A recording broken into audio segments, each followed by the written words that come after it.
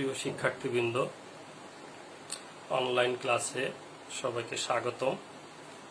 আমি জয়দেব মজুমদার, প্রভাষক, ব্লায়েত Hossain degree college, Depara, Bagerhat. প্রিয় শিক্ষার্থী, আমরা গত ক্লাসে আলোচনা করেছিলাম অর্থায়নের বা আর্থিক ব্যবস্থাপকের কার্যাবলী। আজ আমরা আলোচনা করব অর্থায়নের নীতিসমূহ। অর্থায়নের নীতিটা কি? মূলত কোনো নির্দিষ্ট কার্য সম্পাদনের জন্য এমন কিছু মৌলিক সত্যতা রয়েছে যা মেনে চললে আশানুযায়ী ফল লাভের নিশ্চয়তা থাকে। ওই সব মৌলিক সত্যতাকেই নীতিমালা বলে। এই অর্থায়নের নীতিমালা নিচে স্ক্রিনে লেখা আছে, দেখো,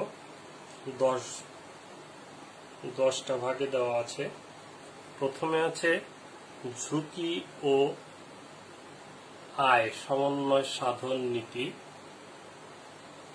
2 নম্বরে দেওয়া আছে অর্থের সময় মূল্য নীতি। 3 নম্বরে দেওয়া আছে কাম্য মূলধন কাঠামো নীতি। 4 নম্বরে দেওয়া আছে সম্পদ বৃদ্ধিকরণ নীতি। 5 নম্বরে দেওয়া আছে তারল্য ও লাভ অর্জন ক্ষমতার নীতি। 6 নম্বরে দেওয়া আছে অভ্যন্তরীণ অর্থায়ন নীতি। 7 নম্বর উপযুক্ততার নীতি। 8 নম্বর ব্যবসায় চক্র নীতি। 9 নম্বর পোর্টফোলিও বৈচিত্র্যায়ন নীতি। 10 নম্বর লভ্যাংশ বন্টন নীতি। এই নীতিমালাগুলো আমরা সংক্ষেপে একটু আলোচনা করি। প্রথমে আছে ঝুঁকি ও আয় সমন্বয় সাধন নীতি। এই নীতির মূল কথা হচ্ছে যে কোনো আর্থিক সিদ্ধান্ত গ্রহণের ক্ষেত্রে প্রত্যাশিত উপার্জনের সাথে ঝুঁকির সমন্বয় সাধন করতে হয়। অধিকাংশ আর্থিক সিদ্ধান্ত ঝুঁকি ও অনিশ্চয়তার মধ্যে গৃহীত। কোন প্রকল্পের ঝুঁকির কারণে প্রতিষ্ঠানের কি পরিমাণ প্রভাব পড়তে পারে তা বিবেচনার জন্য এই নীতি ব্যবহার করা হয়। 2 নম্বর আছে অর্থের সময় মূল্য নীতি। সকল প্রকার বিনিয়োগের ক্ষেত্রে যে নীতির প্রযোজ্য তা হল অর্থের সময় মূল্য নীতি। কারণ অর্থের সময় মূল্যের পরিবর্তন হয় সময়ের সাথে সাথে, অর্থাৎ সময়ের সাথে সাথে অর্থের মূল্য হ্রাস পেতে পারে, আবার বৃদ্ধিও পেতে পারে। 3 নম্বর কাম্য মূলধন কাঠামো। প্রতিটি প্রতিষ্ঠানকে তহবিল সংগ্রহের ক্ষেত্রে কাম্য মূলধন কাঠামো গঠনের নীতি অবলম্বন করতে হয়। প্রতিষ্ঠান সফল হবে যদি মূলধন কাঠামো কতটুকু ঋণকৃত ও কতটুকু নিজস্ব মালিকানার মূলধন থাকবে তা সঠিক সমন্বয় সাধন করে সিদ্ধান্ত গ্রহণ করা। সম্পদ বৃদ্ধিকরণ নীতি। সম্পদ বৃদ্ধিকরণ নীতির মূল কথা হল বিনিয়োগকৃত প্রকল্প থেকে প্রতি বছর যে নিট নগদ প্রবাহ পাওয়া যাবে তা প্রতিষ্ঠানের সম্পদ বৃদ্ধিতে কাজে লাগাতে হবে। নগদ প্রবাহ হবে অবচয়, ঝুঁকি ও অনিশ্চয়তা বাদ দেওয়ার পর যে পরিমাণ পাওয়া যায় তাকে নিট নগদ প্রবাহ বলে। 5 নম্বর তারল্য ও লাভ অর্জন ক্ষমতার নীতি। ব্যবসা অর্থায়নের একটি অন্যতম প্রধান নীতি হল তারল্য ও লাভ অর্জন ক্ষমতার মধ্যে সমন্বয় সাধন করা। তারল্য ও লাভ অর্জন ক্ষমতার পরস্পর বিরোধী। প্রতিষ্ঠান যদি বিনিয়োগ বেশি করে তাহলে মুনাফা বেশি হবে, কিন্তু তারল্য কম থাকবে।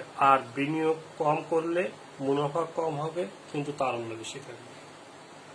তাই পরস্পর বিরোধী অবস্থায় আর্থিক ব্যবস্থাপক দুটির মধ্যে সমন্বয় সাধন করে বিনিয়োগ সিদ্ধান্ত গ্রহণ করে।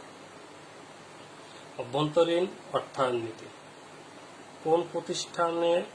কোন প্রতিষ্ঠানের পক্ষে যদি বিনিয়োগের প্রয়োজনীয় অর্থ অভ্যন্তরীণ উৎস থেকে মেটানো যায়, তাহলে ওই বিনিয়োগের অর্থ অভ্যন্তরীণ উৎস থেকে মেটানো উচিত। অভ্যন্তরীণ তহবিল থাকলে প্রথমে সেটি ব্যবহারের প্রাধান্য দেওয়া এই নীতির মূল কথা। 7 নম্বরে উপযুক্ততার নীতি। এই নীতি অনুসারে ব্যবসা প্রতিষ্ঠানের প্রয়োজন অনুযায়ী সঠিক উৎস হতে তহবিল সংগ্রহ করতে হয়। যেমন স্বল্প সময়ের জন্য অর্থ, চলতি সম্পদে বিনিয়োগের জন্য স্বল্প মেয়াদী উৎস হতে তহবিল সংগ্রহ করতে হবে। আবার অপেক্ষাকৃত দীর্ঘ সময়ের জন্য অর্থাৎ স্থায়ী সম্পদের বিনিয়োগের জন্য দীর্ঘমেয়াদী উৎস থেকে তহবিল সংগ্রহ করতে হবে। 8 নম্বরে ব্যবসায় চক্র নীতি। এই নীতি অনুযায়ী প্রতিটি অর্থায়ন সিদ্ধান্ত গ্রহণের ক্ষেত্রে ব্যবসায় চক্রের সাথে সমন্বয় করে বিষয়টি বিবেচনা করতে হবে। কারণ অর্থনীতিতে কখনো মুদ্রাস্ফীতি, কখনো মন্দা কিংবা কখনো অর্থগতি দেখা যায়। আর্থিক সিদ্ধান্ত গ্রহণের সময় এই বিষয়গুলো আর্থিক সিদ্ধান্তের উপর প্রভাব বিস্তার করে। পোর্টফোলিও বৈচিত্র্যায়ন নীতি। এই নীতির মূল কথা হলো একটি প্রকারের প্রকল্পে বেশি অর্থ বিনিয়োগ না করে অনেকগুলো প্রকল্পে বিনিয়োগ করে ঝুঁকি হ্রাস করা উচিত। কারণ একটি প্রকল্পে বিনিয়োগ করে ব্যর্থ হলে তা সম্পূর্ণ ব্যর্থ, আর অনেকগুলো প্রকল্পে বিনিয়োগ করলে একটি প্রকল্পের সফলতা অন্য প্রকল্পের ব্যর্থতার সাথে সমন্বয় সাধন সম্ভব হয়।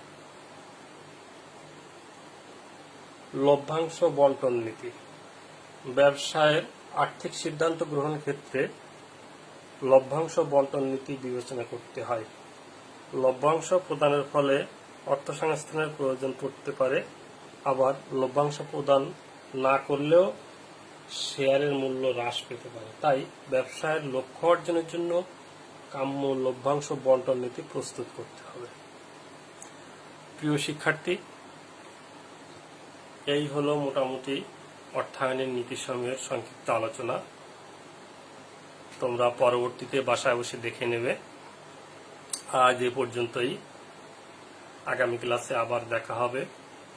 সে পর্যন্ত সবাই ভালো থাকো, সুস্থ থাকো।